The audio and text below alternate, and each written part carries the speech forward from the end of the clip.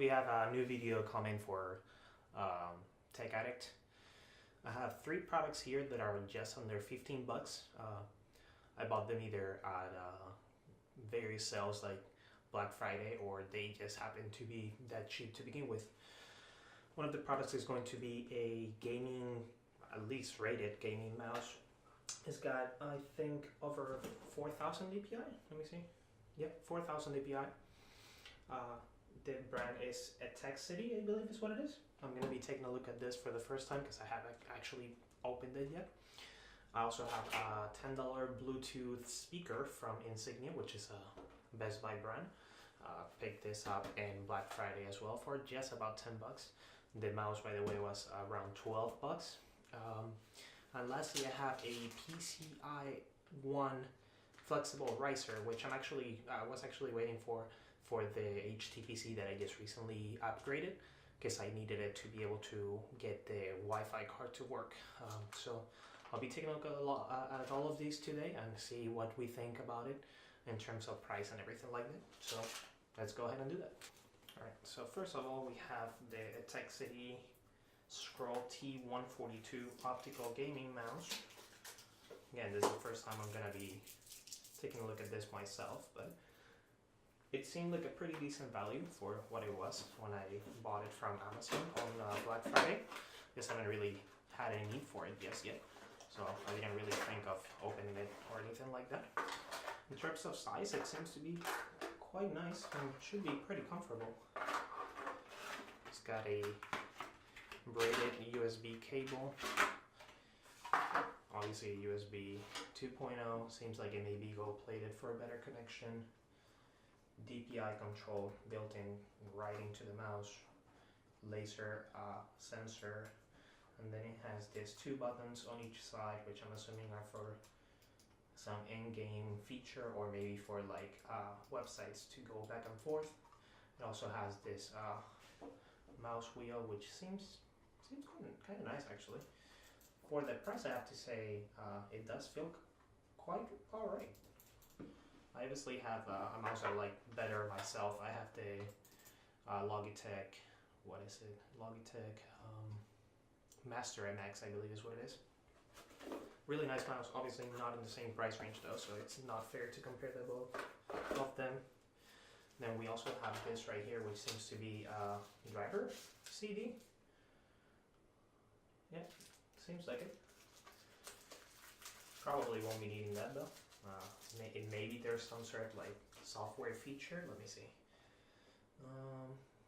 HTPC Scroll T142 optical gaming mouse is a great choice for all your PC gaming activities. Blah blah blah blah blah.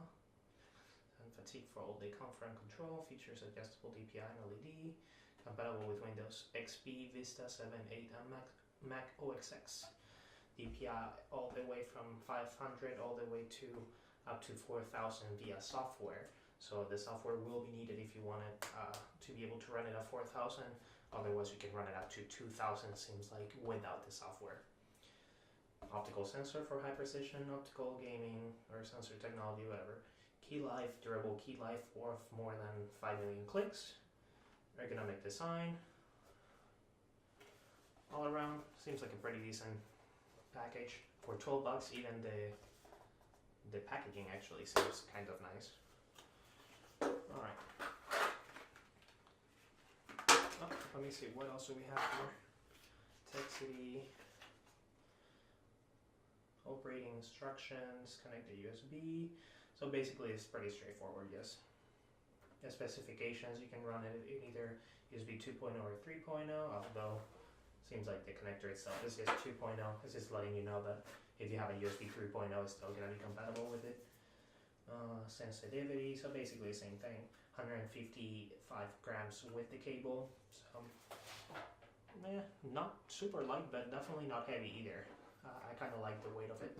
I'll be trying it out just for the heck of it. Although, like I said, I like my mouse and it's quite better than this. But in terms of the design and the feel of it, not bad. Definitely not the worst first impression. Braided cable seems nice enough. Definitely better than just plastic. feels like the connection is good. Shoot, that's quite a few hours. I think it may actually illuminate. If you notice here, I think these are all like LEDs, or not LEDs, but I guess like where the LED would show through. Yeah, looking at the box, that seems like it would probably be the case. I don't think it's RGB, but it is red, which kind of complements my build, my computer pretty well. So either way, very nice. So that's it for the mouse itself. I'll be taking a look at it later. Maybe I'll do some B-roll footage of it. Then we have the Insignia Bluetooth speaker. Again, this is from Best Buy, and I got it on a Black Friday sale for around 10 bucks. For the price, honestly, not a bad product at all. Now, I do have another one. If you notice, earlier in the video, I showed the one that is in the box. This green one, not so great. Obviously, for 10 bucks, you can ask a lot. But this particular one seems like it has a lot more like teeny sound to it, and just not that great sounding compared to the other ones that I've heard. Like I used to have a red one as well. I actually gave that to somebody at work, and this one is actually my mom's, the red one as well.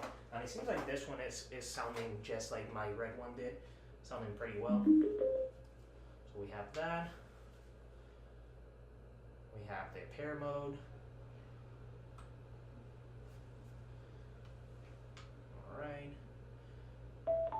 Alright, so right now it would be in pair mode.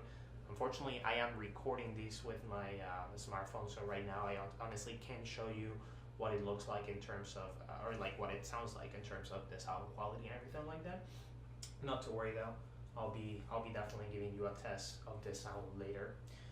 Now, we have the Bluetooth pair button, volume control right there, as well as the it seems like it's the telephone, so you can probably answer phone calls through this thing. You obviously have an auxiliary port here as well, 3.5 millimeters, micro USB port for charging, and then obviously the on-off switch, Bluetooth, blah blah blah, and then just a bunch of like FCC legal stuff. For the most part, pretty straightforward, kind of nice, cheap Bluetooth device. Like I said, I'll be giving you a little bit of a sound test in just a little while. I'll put it right next to the microphone and see how it sounds. And lastly, we have this guy right here, which, like I said, I was actually waiting for it to arrive in the mail because I need it for that HTPC build that or upgrade that I just did 1 or 2 days ago. This actually is gonna be hopefully long enough for what I needed. I think it is. But it's actually going to allow you to, let's say you have a graphics card, a 2-slot graphics card that is blocking your PCI 1 slot and you want to be able to use that. This is basically what is going to allow you to do it. You'll be able to connect it to the PCI 1 slot and then put the graphics card right on top of it. Because it is flexible and obviously longer, you should be able to put your PCI X1 slot card somewhere else in the case. In the case of my HTPC, if you look at that video, you know exactly where it is. Otherwise, go watch it. Sorry about the sound ahead of time, but should be a good video, instructional video in case you've never done that before and you just kind of want to know a little bit more about it.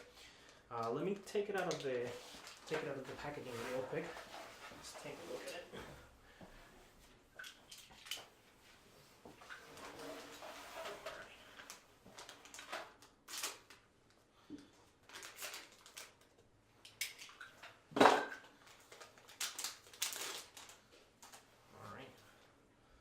So you can see, it doesn't have a lot of mystery behind it really.